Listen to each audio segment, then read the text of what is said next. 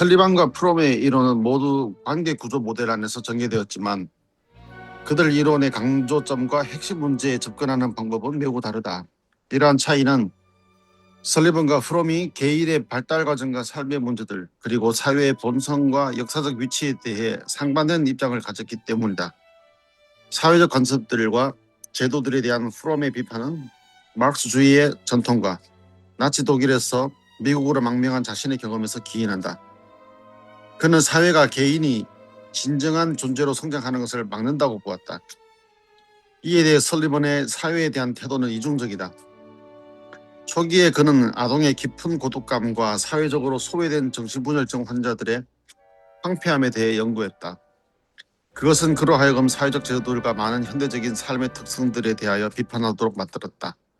그러나 설리번은 현대 사회가 가진 병폐에도 불구하고 현대 사회에 적응하고 통합되는 것은 정신건강의 본질적인 문제라고 믿었다.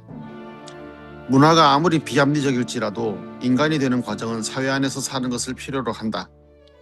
그는 자신이 속한 사회적 질서에 편안히 적응하는 것이 정신건강의 중요한 요소라고 주장했다.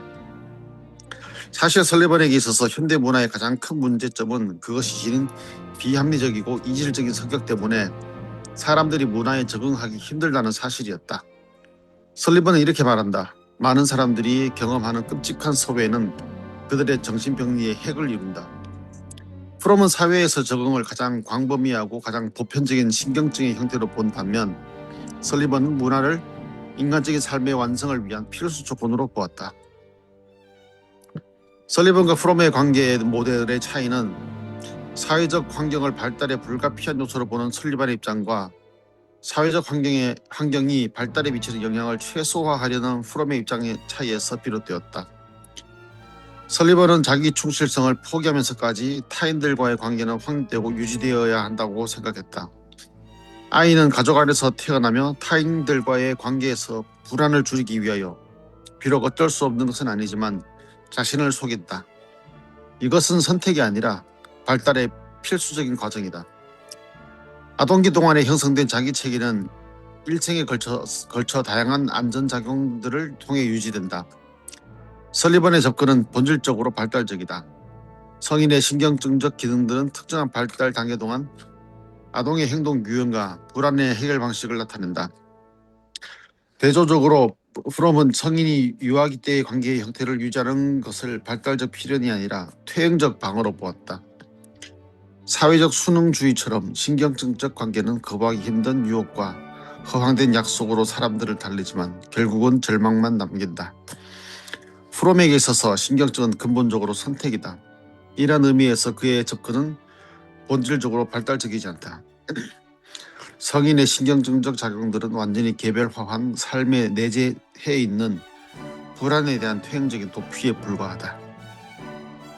설리번은 종적 관점에서 삶을 본다. 자기 체계는 아동기와 청소년기에 형성된 방식을 통하여 작용한다. 때문에 자기 체계는 오로지 타인과 맺는 관계들의 역사 속에서만 이해될 수 있다.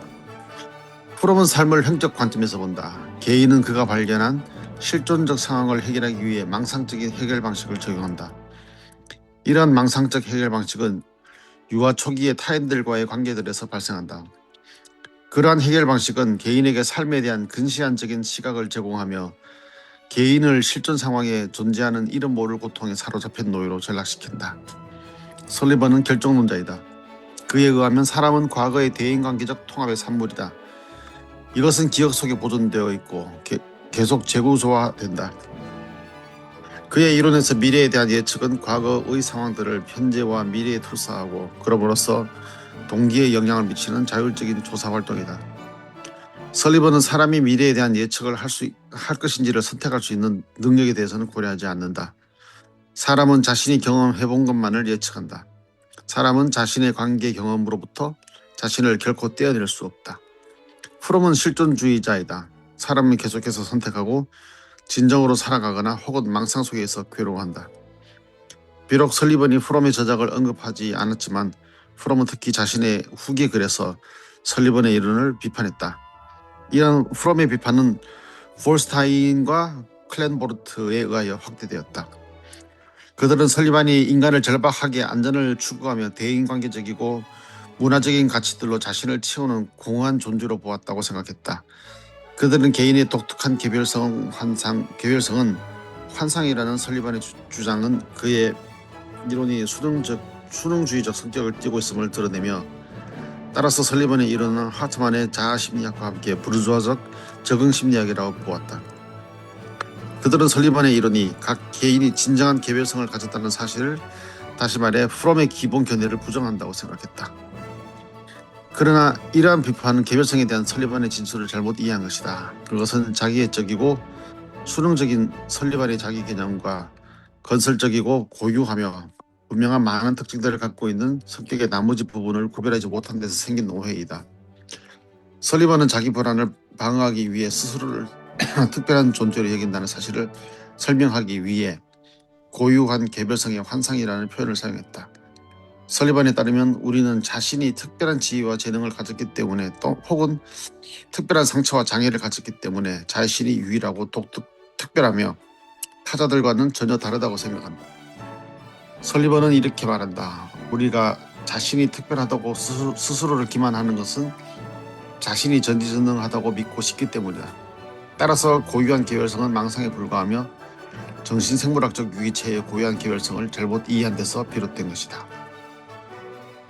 설리반은 어린 시절의 경쟁심과 야망에서 비롯된 자신이 특별하다는 망상은 우리 사회의 특징을 이룬다고 생각했다.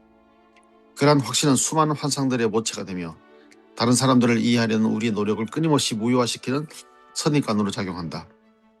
이런 식으로 정의된 자기 개념은 전체로서의 개인이라는 개념과 혼동되어서는 안 된다.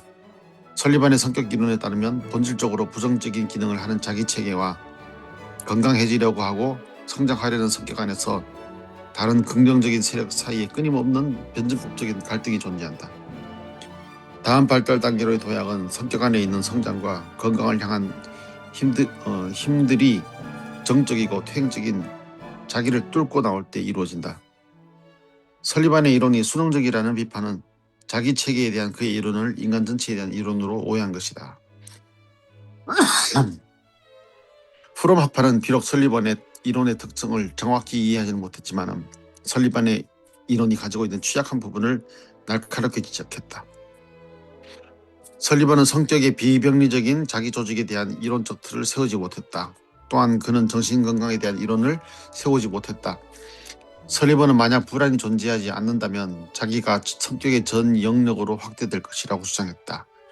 그렇게 된다면 불안을 통제하기 위해 만들어진 자기 체계는 더 이상 필요하지 않게 될 것이고 아마도 사라지게 될 것이다. 그러나 설리반의 이상적인 정신건강에 대한 설명은 매우 모호하고 일관적이지 못하다. 합리적이고도 일관된 이상적 사회에서의 자기의 모습을 추측하는 강의에서도 그의 태도는 혼란스러웠다. 먼저 그는 전적으로 합리적인 상황에서는 어떤 자기 체계도 발생하지 않을 것이라고 주장했다. 그리고 나서 그는 비록 진보된 사회라 할지라도 특별한 기능이 필요하기 때문에 불안과 자기 체계 모두는 불가피할 것이라고 말했다. 마지막에 가서 그는 이상적 문화에서 자기 체계는 지금의 자기 체계와는 확실히 다를 것이라고 주장한다. 그는 이렇게 말한다. 내가 아는 한 우리가 늘 대면하는 종류의 자기 체계와 같은 어떤 것은 전개되지 않을 것이다. 설리반이 자기 체계를 불안을 억제하는 기능으로만 정의한 것은 자기 조직을 비병리적인 것으로 보는 그의 이론과 많은 차이가 있다. 과연 건강한 성격의 유형이나 조직이 있는가? 불안의 회피와 안전작용으로부터 분리된 자기에 대해 이야기하는 것이 의미 있는 일인가? 자기 조직의 비병리적인 기능은 어떤 형태나 체계도 없는 것인가? 이러한 질문들을 다루지 못한 설리반의 실패는 자신의 연구를 일반 심리학 이론으로 확립하지 못하고 정신병리의 이론에 한정시키고 있다. 설리반과 프롬의 관계 구조 모델들은 상호 보완적이다.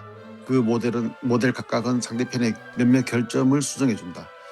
설리반은 타인들과의 관계가 성격으로 유형화되는 발달 과정을 추적했다. 그의 가장 위대한 공헌은 불안과 안전작용의 역할을 분석하는 데 있다. 그는 삶의 문제들 속에 있는 타인들과의 관계에서 자기를 보호하는 주의, 전제들, 그리고 감정들의 미묘한 전환들을 섬세하게 분석해냈다. 그에게 가장 문제가 되는 것은 구조적 은유들을 피하기 위해 그가 사용한 언어들이다. 그의 언어들은 일관되지 않고 이해하기 부담스럽다. 또 다른 그의 연구의 문제점은 인간 의지에 대한 그의 결정론적인 태도와 자아의 비병리적인 진정한 기능을 설명하는 이론적 틀을 제공하지 못했다는 점입니다. 한편 프롬의 관계 구조 모델은 정신병리와 정신건강 모두를 고려할 수 있는 문화적 역사적 틀을 폭넓게 제공하고 있다. 또한 프롬의 언어 사용은 매우 명확하다. 그러나 프롬은 임상치료에 대한 자신의 견해를 수립하지 못했다. 또한 그의 연구는 설리번처럼 외부의 관계들이 내면화되는 과정들을 자세히 설명하지 못하고 있다. 실존주의적 전통의 영향을 받은 대부분의 저술가들처럼 그는 강력한 발달적 틀을 제공하지 못했고 선택할 수 있는 능력이 없는 아동기 문제를 해결하지 못했다. 따라서 이 두 이론 사이의 명백한 차이에도 불구하고 설리번처럼 발달적 기원들을 강조하는 관계 모델과 프롬처럼 진정한 자기를 위한 투쟁을 강조하는 관계 모델은 비판적으로 통합되어야만 한다. 저는 미국의 뉴욕에서 혁신 라이프 코칭 연수원 이너버티브 코칭 센터를 운영하고 있으면서 서울에 있는 한국임상정신분석연구소의 공동소장으로 일하고 있는 신현근 정신분석학 박사입니다. 여러분 시청해 주셔서 감사합니다. 고맙습니다.